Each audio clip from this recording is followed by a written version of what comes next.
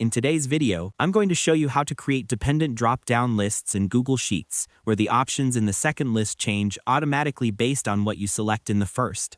Whether you're organizing categories, building a clean data entry system, or you simply want smarter, more dynamic spreadsheets, this simple step-by-step guide will walk you through everything you need to know. First, open your Google Sheet and go to the area where you want your drop-down lists to appear. Once you're there, you'll want to prepare a small table that contains all your main categories and the subcategories that belong to each one. Make sure this table is clear and well organized so you don't miss any details. After your table is ready, click the cell where you want your main category dropdown to show up. Then click Insert and choose Dropdown.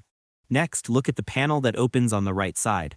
Click the Criteria field, switch it to Dropdown from Range, and then select the cells that contain your main categories. This tells Google Sheets exactly where to pull those choices from. Follow the on-screen instructions. They're designed to be simple, so there's nothing too technical to worry about. Once you've done that, click Done, and you'll see your first drop-down successfully created. To make the process smoother, here are a few quick tips. Make sure your category labels are spelled consistently, keep your list ranges free of extra blank rows, and double-check that each main category has its matching subcategories. Doing this beforehand can save you time and help prevent unnecessary issues. Once the first list is ready, it's time to create the prep column that powers your dependent drop-down.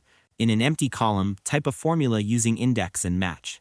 First, select your full subcategory range, then add 2 commas, type match, and choose the main category drop-down cell as your search value. After that, select the range that contains your main categories and end with a 0 for an exact match. As soon as you press Enter, that column will automatically display the correct set of subcategories based on what you choose in the main list.